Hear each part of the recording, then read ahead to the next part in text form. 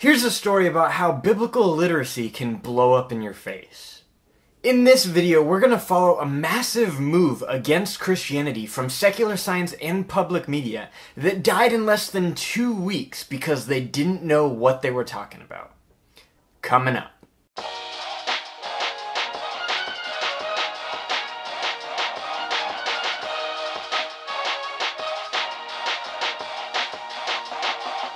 What's up everybody, I'm Josh and welcome to Christian Sophistry, taking apologetics to the next level. And if this is your first time here and you're obsessed with apologetics or just mildly interested in it, go ahead and think about hitting that subscribe button. So, a couple of weeks ago the media exploded with headlines like this.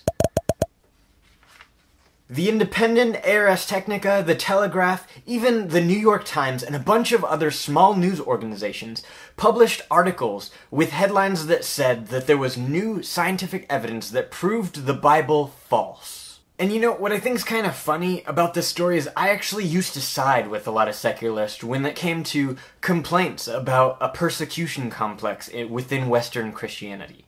But after digging deep into this story, they make it really hard to side with them. And obviously I'm not talking about like real full-blown persecution, but like a quasi-intellectual paradigm preferencing persecution. Anyways, back to the story, these media outlets were so blatantly wrong that it was painful.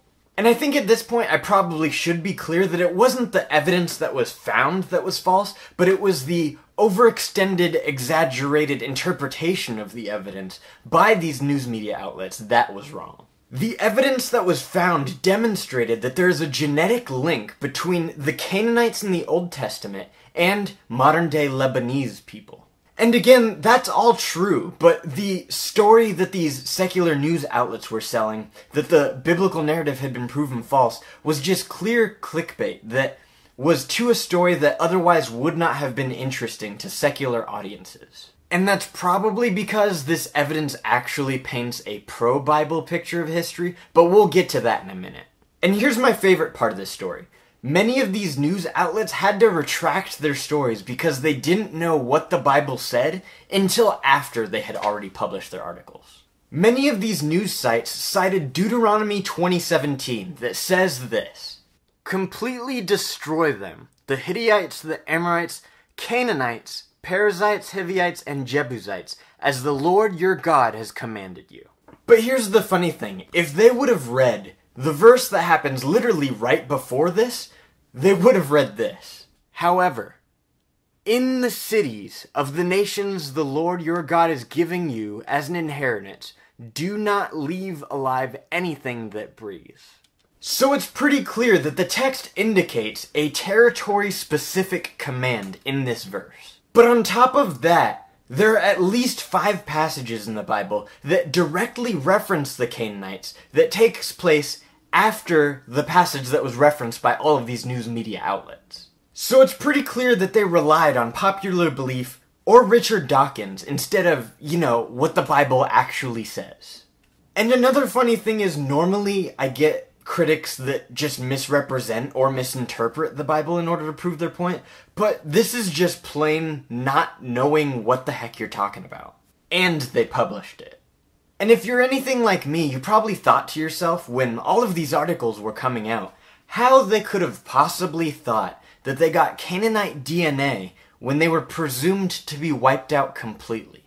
And that's if you believe they existed in the first place. It kind of seems like a vital piece of information that makes a lot of these headlines sorta useless without it. If you actually looked into it, you would have found that the scientists found human bodies in a time and place where the Canaanites were believed to have lived. And the DNA that was found didn't match anybody that we know in a modern context whose origins that we can trace. And if you look at the evidence alone, it actually paints a picture of history that supports the biblical narrative, because it places the Canaanites in a time period where the biblical narrative claims it to be. But here's where things get dicey. Many of these news organizations retracted their stories and replaced the headlines with ones that were a lot less directly critical and a lot more ambiguous. Naturally, the retracted versions of the story got a heck of a lot less exposure. And I think the thing that bothered me most about this story is the fact that the retracted versions really weren't much better. The Telegraph, which is one of the more prominent retractions in this story, said this: "The ancient Canaanites were not wiped out, as the Bible suggests,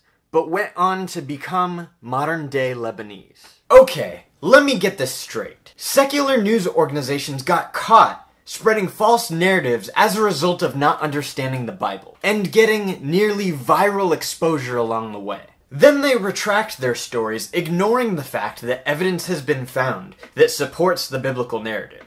And in those retractions, they paint the picture that the Bible has contradicted itself on this point, demonstrating that they still don't understand the Bible. But on the back end, where the story has unfolded, nobody has heard about it. Okay. Are you kidding me? Like, did I miss something here? Even if I were an atheist, I would say there's some sketchy business happening here. As you can imagine, this story really was frustrating to create, so like and share this video to spread the word about this story, because it did not get nearly as much exposure as the first set of headlines. And if you like what I do here on this channel, go ahead and hit that subscribe button. But that's it for this video. Thanks so much for watching, and thanks for arguing with me.